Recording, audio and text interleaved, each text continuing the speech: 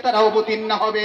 ফেরেশতারা অবতীর্ণ হওয়ার পর ওই বান্দার সামনে ফেরেশতারা বলতে থাকবে, আল্লাহ তাখাফু ওয়া লা তাহজানু, তুমি ভয় করিও না, তুমি চিন্তা করিও না। ওয়া আবশিরু বিল জান্নাতিল লাতী কুনতুম তুআদুন, মৃত্যু হইতে দেরি হবে, আল্লাহ তাআলা তোমার পরকালীন জিন্দেগীর জন্য আল্লাহ তাআলা তোমার জন্য জান্নাতের সুসংবাদ দিতেছে। সুবহানাল্লাহ বলবেন না?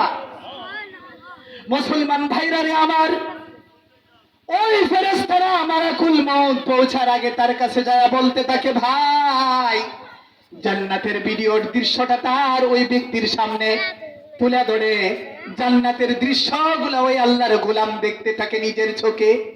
নিজের চোখে ওই আল্লাহর গোলাম নিজের চোখে জান্নাতের ভিডিওর দৃশ্যটা যখন দেখতে থাকে, আর তার রূহটা তার বডি থেকে বের হওয়ার জন্য ছটফট করতে থাকে। কখন যাবে, কখন তার বডি থেকে রূহটা বের হবে আর আল্লাহর তৈরি শান্তির জায়গা জান্নাতের মেহমান হবে সব সময়। তখন এই জন্য আল্লাহর গোলাম যারা, আল্লাহর খাঁটি বান্দা, ওই সমস্ত ব্যক্তিদের মৃত্যুর শোনে কোনো ভয় নাই। এদেরকে অভয়ের বাণী শোনায় কারা?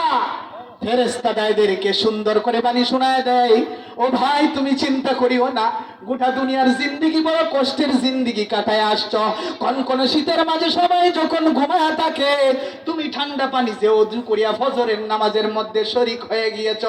আজকে একটা সুন্দর মাহফিলের দিন, সমস্ত মানুষেরা বিভিন্ন কাজকর্মের মধ্যে ব্যস্ত হয়ে গিয়েছে। কিছু সাদা দাড়িওয়ালা মুরব্বী বাবা আমার সামনে পাগলের মতো ছুটিয়ে চলে আসছে।